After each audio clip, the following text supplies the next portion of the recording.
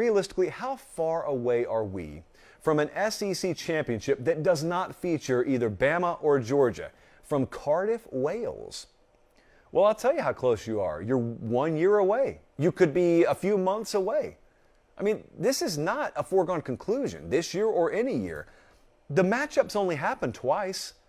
You know, like there's a group out there that says, I'm tired of watching the same 4 teams play for the college football playoff every year, even though the same 4 teams have never made the college football playoff twice. Well, there also is a growing population in the SEC that says, let me drop the pen. I'm so tired of watching Georgia versus Bama every year.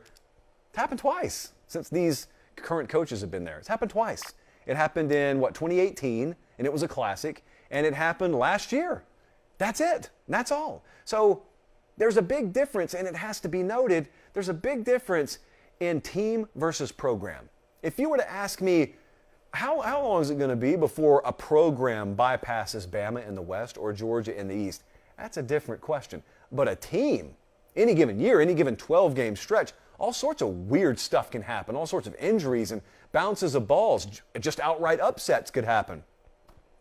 So I would tell you, you could be as close as a few months away from seeing someone other than Georgia or Bama. Now, it's unlikely that neither will show up, but yeah, you could absolutely get like an Arkansas versus Georgia or a Tennessee versus Alabama. You could get that. I mean, anyone who scoffs at that notion, I don't know what kind of cave you've been hiding in. That stuff happens even in this sport, even to those teams all the time. Ohio State did not play for the Big Ten championship last year. Do you know what kind of odds you could have gotten that in the preseason? Clemson did not play for the ACC championship last year. What kind of odds could I have gotten in the preseason on that? So this kind of stuff happens all the time. But the question was about teams this year. How close are we to a program overtaking Georgia in the East? Years away. How close are you to a program overtaking Alabama in the West? Years away. So luckily, programs don't play. Teams play. A team is a kind of a one-year snapshot of a program. That's why I think you can have a little more confidence and excitement when you go into a season, even if a program has been a buzzsaw.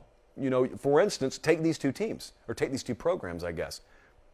I got a little pushback in 2020 going into the season right after LSU had gone on a run with what you may very well consider the best team you've ever seen, that 2019 team, and they beat Alabama and they won the national championship. And I said, well, Bama's still the top program in the West.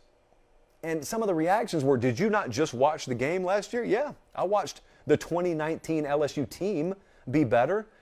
The program hasn't bypassed Saban. If you're suggesting that 1 year could upend all that, then we don't respect longevity or consistency at all. So that can't be the metric. But also the following year, 2020. Remember what happened? That was that COVID year where everything's shut down. Well, Florida ends up running the score up on Georgia down in Jacksonville. And Florida beats Georgia, and Florida ends up going to the SEC championship game. I took heat the following spring by saying, well, Georgia's still the top program in the division. In both cases, we've seen how that played out. I'm not doing the whole revisionist history thing now. I'm telling you at the time I said it, that's the difference in program and team. So when is the first time you're going to see a team other than one or the other in Atlanta? Could be this December. Just understand it may not mean that they've been bypassed as a program.